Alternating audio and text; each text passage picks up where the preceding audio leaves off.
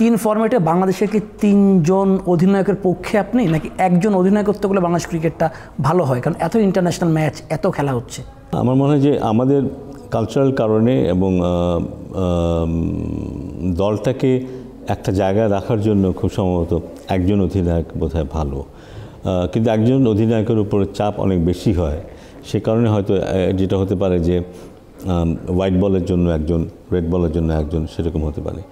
But আমরা ঠিক ওই ওই পর্যায়ে বোধহয় আসিনি যে একই চেয়ার দুইজন তিনজন ভাগ করে ইভেনলি চলতে পারি, একইভাবে চলতে পারি, সে জায়গায় বোধহয় আমরা আসিনি। যেটা অস্ট্রেলিয়াতে বা নিউজিল্যান্ডে যে আমরা বলি, আমরা তারা যে কোনো সময় যে কোনো জিনিস ভাগাভাগি করে নিতে পারে। বাট ইটস এ ফ্যাক্ট যে আমরা সেই অর্থে একটা জায়গায় আমার পাশে আরেকজনকে আমি দেখতে চাইবো না, বা সেই জায়গায় দেখতে চাইবো। নাজমুল শান্ত মাঝে ক্যাপ্টেন্সি ছেড়ে দেওয়ার কথা বলেছিলেন, আপনারা বোর্ড থেকে বুঝিয়েছেন, বিশেষ করে আপনার নামটা শুনতে পাচ্ছি যে আপনি মধ্যস্থতার মধ্যে ছিলেন। ওই বিষয়টা জানতে চাচ্ছিলাম, নাজমুল শান্ত ক্যাপ্টেন ছাড়তে চেয়েছিল, কী কারণ ছাড়তে চেয়েছিল? নাজমুল শান্ত ক্যাপ্টেন্সি তো করছে এখন, সেই কারণটাও জানতে চাচ্ছিলাম, কী কারণ তিনি ক্যাপ্টেন দায়িত্ব নিতে আগ্রহী হলেন? ও ক্যাপ্টেন ছিল এবং ও এখনও ক্যাপ্টেন আছে। ইনজুরির জন্য ও মাঝখানে এখন বাইরে আছে। এর বাইরে বোধহয় এর বেশি আলাপ করার সুযোগ নেই। ফারুক আমার সঙ্গে কাজ করছেন, তিনি বোর্ড সভাপতি হিসেবে কেমন? আমার সাথে ভালো সম্পর্ক এবং আমরা একসাথে ভালো কাজ করছি। বাট আমার মনে হয় মূল্যায়ন করার দায়িত্ব হচ্ছে বাইরের মানুষের। যুব ক্রীড়া উপদেষ্টা, তিনি ক্রিকেট পাগল, খেলা পাগল। তিনি ক্রিকেটটা নিয়ে কীভাবে চিন্তা করে, ক্রিকেট ডেভেলপের জন্য আপনাদের সঙ্গে কীভাবে আলোচনা করে, কী কথা হয় আপনাদের মধ্যে?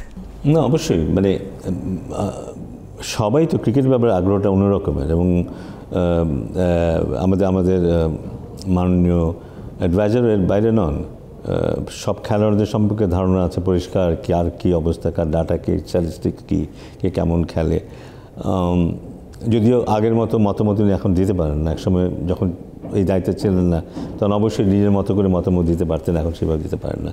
বাট খবর রাখেন পুরোপুরি, যথেষ্ট আগ্রহ আছে, এবং খুব আশা নিয়ে আমাদের দুজনকে, আমি এবং ফারুক আহমেদ, আমাদের দুজনকে উনি এই দায়িত্বটা দিয়েছেন। এবং আমাদের ব্যাপারে এরকমই নির্দেশনা আছে যে আমরা আমাদের মতো করে এটাকে গড়ে তুলব। এই সম্পর্কে অনেকের অনেক ধরনের মিশ্র ধারণা আছে, নেগেটিভ ধারণা আছে। এগুলো সব পাশ কাটিয়ে এই বোর্ডটাকে দাঁড় করাতে হবে, জাতীয় দলকে ভালো করাতে হবে। ক্রিকেট বোর্ড যেন যেভাবে চলা হচ্ছে সেভাবে চলে, এবং দলের পারফরমেন্স যেন আরও ভালো হয়। মিরাজের ক্যাপ্টেন্সি কেমন দেখছেন? তাসকিনের বোলিংটা কেমন দেখলেন? মিরাজ তো অনেক ক্যাপ্টেন্সি করেনি, মানে আন্ডার-19 লেভেলে ক্যাপ্টেন্সি করা এক জিনিস, সেখানে এটা আরেক জিনিস। আমি যতটুকু দেখেছি খুব বেশি সমালোচনা করার কিছু নেই। বাট আর্লি ডেজ আরও হয়তো সামনে আরও দেখার সুযোগ পাবো, তখন মূল্যায়ন করার সুযোগ পাবো। বাট ও ভালো খেলছে, চেষ্টা করছে। ব্যাটিংয়ে আমার মনে করি যে ও একজন ব্যাটসম্যান হিসেবেই একসময় খেলতে পারবে। বোলিংটা ওভারসিজ কন্ডিশনে হয়তো আরও নিজেকে ইমপ্রুভ করতে হবে, ইমপ্রুভ করার সুযোগ আছে। বাট ব্যাটসম্যান হিসেবে আমি ওর কাছে আমার এক্সপেকটেশন অনেক হাই। ওর যে মানসিকতা এবং ব্যাটিং করার যে যোগ্যতা আছে, ওর আরও কন্ট্রিবিউট করতে পারবে। তাসকিনের লাস্ট ইনিংসের বোলিংটা দেখে খুব ভালো লেগেছে, কারণ বেশ কিছুদিন থেকে ওকে কিছুটা ছন্দহীন মনে হয়েছে। ওর মতো করে যে যেমন তাসকিনকে আমরা দেখেছি কয়েক বছর আগে, তেমন দেখিনি। বাট গত ম্যাচটার ওর বডি ল্যাঙ্গুয়েজ, সেকেন্ড ইনিংসের বডি ল্যাঙ্গুয়েজটাও ডিফারেন্ট ছিল। আপনি আসার পরে ন্যাশনাল টিমের লোক সালাউদ্দিন ভাই যুক্ত হয়েছে, সেটা আপনি কী বলবেন? না, আমি আসার কারণেই সালাউদ্দিন, আমার মনে হয় আমাদের প্রেসিডেন্টের এখানে একটা ভূমিকা ছিল, যেটা খুব ইতিবাচক। না, এটা খুব জরুরি।